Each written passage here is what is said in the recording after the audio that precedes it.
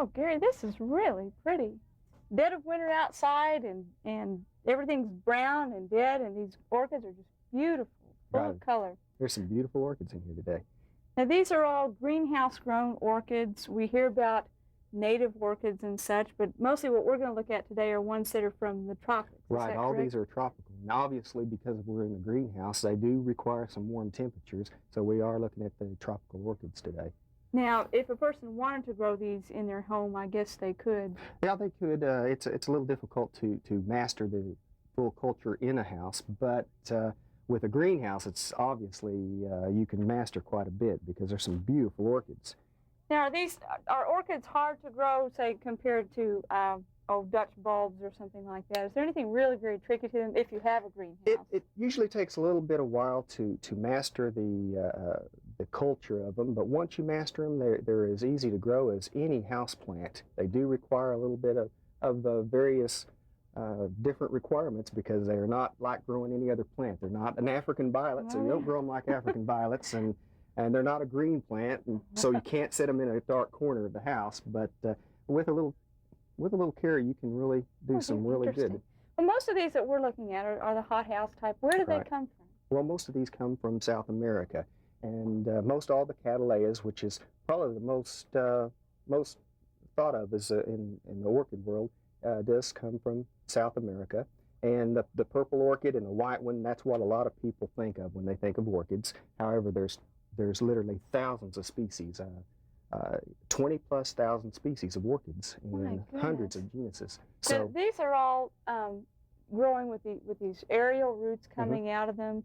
How do they grow in the jungle? We usually see in movies in jungles and all, they're growing on the sides of trees. Tell me about that. Well, these are vanda. This is a vanda orchid, and it uses these to just absorb the nutrients right out of the air, the moisture and the humidity.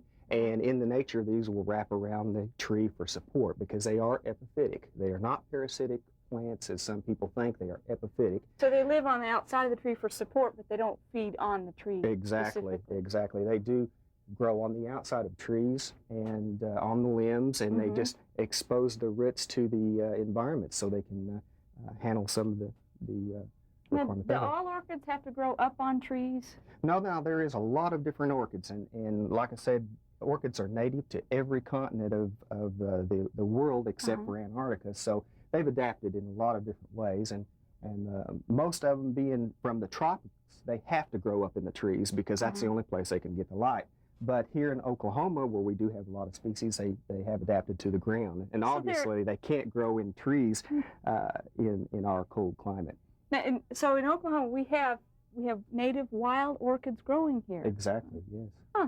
Where would you find those? What typical environment or habitat would you find orchids in Oklahoma? Well, it depends on the variety. We have them in the eastern part of the state and in bogs in that type of area. But however, probably the most common one we have is Spiranthe species, and it will grow right out in the open field pasture with the blackberries, and in fact that's when you can kind of find them in bloom. At about the tail end of blackberry season, you can go out and find these nice spikes of orchids blooming. Just little small They grow up tall. They grow up about 3 foot tall. Oh, that's fascinating. They are beautiful. Huh.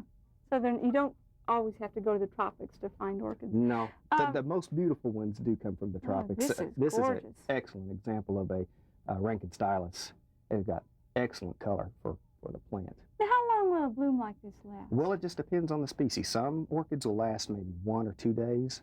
Others, like this, may last 6 weeks in perfection because of the heavy substance. Now, one thing about them is if a bee was to get in the greenhouse and pollinate that, it wouldn't last because the pollination triggers the plant to start to form a seed pod. So all the energy would go into seed formation. So you want to keep the bugs out of the greenhouse.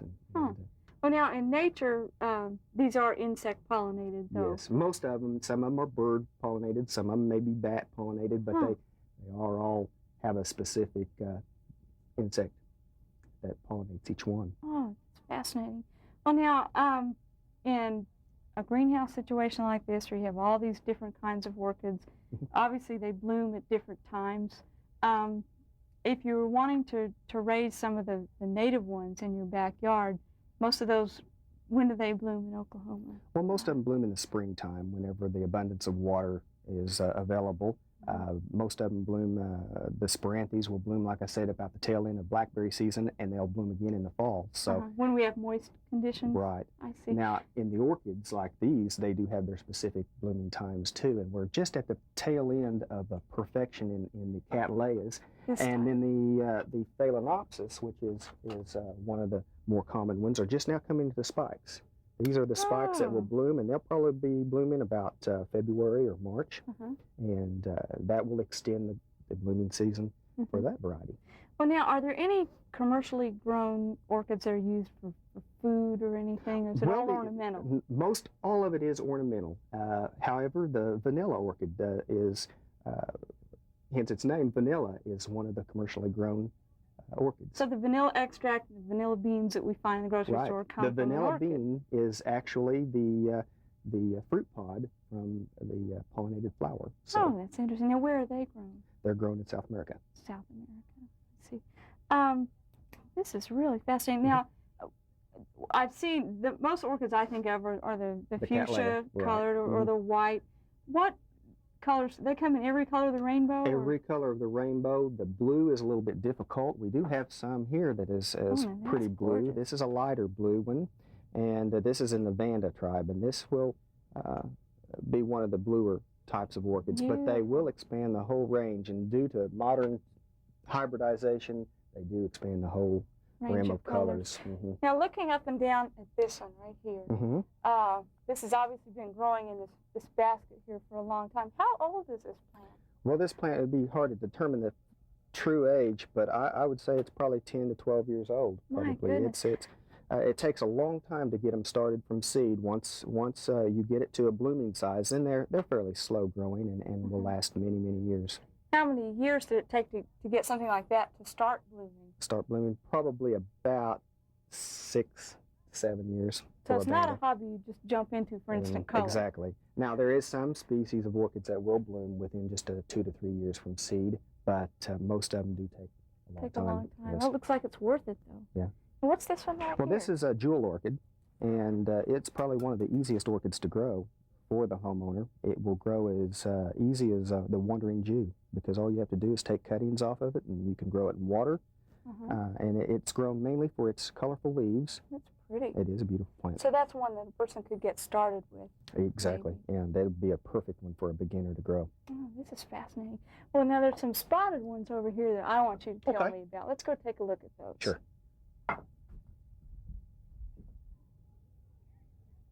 Well, Gary, apparently a lot of time and effort's gone into this greenhouse. Who grew all these orchids? Well, these were grown from a friend of mine, Nancy Benton, here in Tulsa. And, she sure does. She does an excellent job growing. Really, done a great job.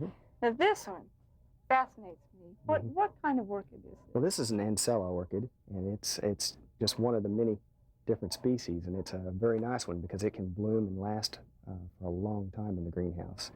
If you wanted to, once an orchid like this starts to bloom, if you wanted to cut it and bring it into the house and keep it in a vase, how long would it last then? Not as long as it would on the plant. On the plant, it's going to last for several weeks, but if you cut it and bring it in, it may just last for a few days. So it's advisable to leave it on the plant and bring the plant in the house while it's in bloom and set it in a corner or set it on a coffee table and enjoy it, and then just as soon as it starts to fade, bring it back out in the greenhouse. Well, in years past, you've seen a lot of orchid corsages for dances and things, and they usually don't last very long. That's why I asked. Oh, this is a cute one here. This is one of the new trends that the hybridizers are going to. This is a cross between some of the large Cattleyas and one of the very miniature ones, and it's one way that they're trying to compact the size and make them smaller so more people can grow more of them in a given space.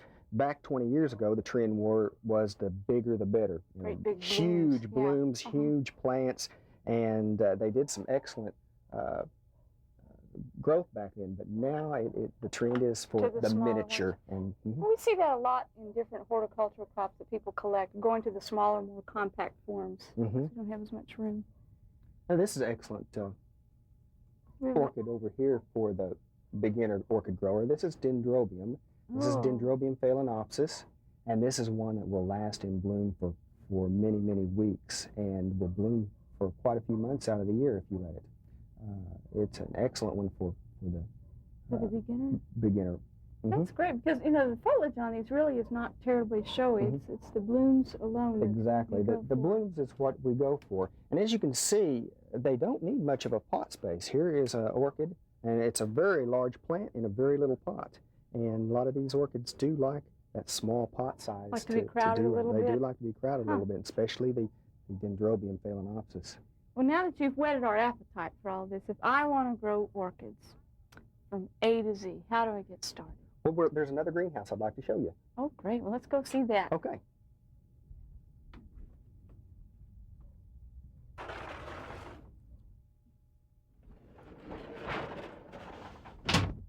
Oh, this one's even bigger and better than the one before. This is amazing, Gary. It is beautiful. Before we go too far, I want to show you this. Isn't this beautiful? This is another Dendrobium phalaenopsis. It has some beautiful flowers. This is one that most all growers can grow, or people who's wanting to begin into orchids. That's a real nice plant. That is beautiful. Such intense color. It is. Play around with this. This is one of the Cattleya hybrids. This is called Goldie Wheeler. It's a Cattleya type. Look at that. It's beautiful. It's almost citrusy looking. It's so orange. Deep orange. Boy, it sure is nice to see those in the dead of winter. Right. If you'll notice, it's really humid and warm in here today. And that's what a lot of these orchids like. They like a good temperature during the day, about 75 to 80 degrees. And high humidity. And high humidity, and most of the time. But during the wintertime, you can bring the temperature down probably to 55, 60 degrees, especially at night. But then during the night, the sun comes in, and it makes the greenhouse effect, a solar radiation, and it really will bring up the temperature. This is Oncidium, and it's a gorgeous thing. Oh, yeah. Really lovely. Now, tell me something. All these orchids here, this is a nice big greenhouse. If someone wanted to just get started with orchids and just maybe have a little window greenhouse, is it an expensive hobby? It can be very expensive. If you're just getting into the basics and everything, it can be very expensive. The average grower can get in it for a few $100s for maybe a window type greenhouse to several $1,000s, just depending on what. But if you already had a window greenhouse and just wanted to buy the plants, are the plants expensive? Not really. In fact, I've been in the Orchid Society for 16 years, and the plants are as cheap now as they were then. So inflation didn't get them. Inflation, they just know how to propagate them a lot easier now, and it's just easy to get plants. Oh no, what's this one? Now that is a phalaenopsis. That is supposedly one of the easier orchids to grow for the beginner. It requires a little bit less light, but high temperatures and high humidity, but it's a real nice, really nice one. And as you can see, there's a lot of phalaenopsis here, and those will come in bloom in about another month or two. Those are their peak season will be in the early spring and last through early summer. So the phalaenopsis are the ones with these wider, strappier leaves? Those are all phalaenopsis, and those are really easy one to grow. Good one to get started with. This is really something. Okay, so say I've got a greenhouse or a greenhouse window, and I want to grow some orchids, and I've bought some plants. What do I do with them now? Well, it depends on what you start out with. Now, if you want to really test your growing skills, you can start off with the little seedlings. And usually when you buy seedlings, they can come in a glass flask, and that's the way most of the orchids are grown anymore, or that's the way all of the seedlings start out. They grow them in an agar nutrient media, and as the seedlings grow, then they're in a perfectly sterile environment in there. They come on up and they grow, and in about a year to 2 years, depending on what variety it is, you can take those out and you can grow them the way you want. And then you can start off in a little bitty pot like this phalaenopsis is growing, a small seedling, and then as it gets larger, you just pot it up and keep it going. Now a plant like that may take 4 or 5 years to bloom. Now, phalaenopsis will bloom a little bit quicker than some of the rest of them, but it still is a long process. Now, this one was potted on July 2nd of '87, so it's taken a long time just to grow those. This is probably taken right out of a community pot. Usually, whenever we take them right out of the flask, we put them in a community pot where there's several of them together, like this right here. So they'll get started. Right. See, there's about 6 or 7 plants in there, and then those will be ready to move on to another pot. Okay, I noticed that most of these being grown in clay pots. Mhm. Is there a special reason for that? Well, most of them, most of the growers prefer clay pots because they're heavier, they drain a little bit better, and they dry out a little bit faster. However, a few people do grow in the plastic pots, such as this That's beautiful. Pathiopedilum. It is grown in plastic because it requires a little bit more water. It wants to stay wetter a little bit longer than some of the rest of them, because that's something you really want to do. You really want them to dry out very fast. And this one here will stay a little bit wetter longer, and it doesn't require the support and the stability that the clay will offer. So a lot of these get top heavy then, and the clay is a little heavier. And then again, you can just grow on a piece of bark like they grow in the natives. This one here, as I was bringing out, it is just growing on a regular stick, a piece of wood. And then you can see behind us, these are all being grown on cork bark, which makes a very good material to grow orchids on. And they're just wired on there? Right, they're just wired on. Huh. And they will continue to grow like this. And you talked a minute ago about propagating, and these are what is known as kikis. These come from a plant, and as you can see, right here is a plant that has developed in a kiki. This is a dendrobium. You say kiki. Someone told me that's a Hawaiian word for baby. Right. That's where it gets its name, is from the Hawaiian word. So, and that plant, after it gets a little bit of size, you can take it off. well, let's show the folks this flower. Oh, Those it are is really beautiful. Pretty. That is beautiful. Just This is gorgeous. a Dendrobium nobile, and Look at that color. it is one of the most beautiful of the dendrobiums. So I could just break off that little kiki and pot that? Right, just take it off like these. These are some epidendrums that have made some kikis, and you just kind of pot that up and don't really worry about the roots too much. And I'd have to wire that into the pot, though. Right, That's not they gonna do. Stay in there. They do have to. They do take something because it is being grown in a bark mix, and this is a bark like we're using. This is a mixture of fir bark and redwood bark, and that's basically what growers use nowadays. In the olden days, they use osmundae and tree fern, but now we're going to mainly bark. Now that's strictly a physical support for the plant. It's It doesn't just a provide any support. nutrients or anything Exactly. like that. As it breaks down, it'll supply a little bit of nutrients, but it is mainly just for a support. And since orchids grow on trees in nature, that's just seems like the natural medium to use. Now, as I understand it, the person that has this greenhouse has a whole array of them growing on the cork bark, like on trees. Right. Would you like to see that? Oh, I'd love to. Let's go take a look.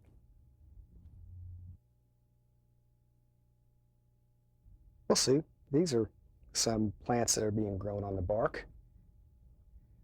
As you can see, being epiphytic, the plants just attach their roots all around the bark, and they're just wrapped all around it. Right. They don't really need any nutrients at all. They just like the air and a little water splashed on them once in a while. They do real well. Well, one like this, it's growing up in the bark like these. You have to water those more often, don't you? Probably a little bit more often than you would in a pot because they do dry out a lot faster. But the Equiton oncidiums, like we're looking at here, are drier growing plants, so they don't want to be wet for any long period of time. So we keep them kind of drier, grow them in a drier atmosphere. And then they do need to be fertilized regularly. Right. This has the telltale blue stain. Right, exactly. The blue is a sure sign that they've been using the liquid fertilizer on these, and they are a heavy feeder. They do like the fertilizer. Those are really good. Well, speaking of fertilizing and watering, in orchids such as these Cattleyas right here, they're in full bloom right now. How often would I need to water those? Well, in full growth, it just depends on the weather. When it's cloudy like it was yesterday, we don't want to water as often, but whenever they're actively growing, about once a week, and then we'll mist over them maybe 2 to 3 times a week. To maintain that humidity. To maintain the humidity and just keep a good atmosphere for them. And as you can see, the fans up in the ceiling are keeping the air really circulated. That's one thing that the orchids really need. Is that so you don't get a disease buildup? Yes, exactly. The diseases can get on the leaf, and if you have a stagnant air, then the diseases really can build up fast. So, Well, now on the fertilization, that's not something, I know a lot of them use the injectors and soluble fertilizer. You would not want to use that every time. Probably not. You can use a different types of fertilizers. Most of them use just a water-soluble fertilizer every time. Some growers will use a little bit of the Osmocote, Time release. slow release nutrient medias, and they. So what would be the basic maintenance on an orchid such as this one right here? I water it, I fertilize it. Clay pot like that, aren't we going to get a buildup of fertilizer salts You on there? can get a buildup of the salts. As you can see, a little bit of white on that. And usually the orchid plant itself is not in that pot for any long period that it's going to cause anything. And you'll be repotting it to a larger size? Or divide it down to more than one plant. And then at that time, you can take your pot out, clean it up, and go. But the best way to do that is just to flush it out with real clear water at least once or twice a month. And that will flush out the salts? That will flush out a little bit of the salts and help maintain. This is, we was talking about colors, this is one of the few real good reds. This is one of the Cattleyas that has taken a long time to breed that good red color, but that is a beautiful color. It's just a very glistening color. This is one that, this is a Pathiopedilum. This is Pathiopedilum mottii. And it's one that the amateur grower should get into. It is one that might be adaptable for a house culture. Oh, pretty. It has pretty foliage and an unusual flower. Exactly. That foliage is pretty even when it isn't in bloom, and then that flower is just an added bonus. It's one of the nice green orchids. Oh, golly. There's so many different kinds that I can see the only way to really learn about the different orchids is just start growing a few, I guess, and get some experience. Start off with some of the easy ones like Cattleyas and Phalaenopsis, and then work your way into some of the harder to grow species.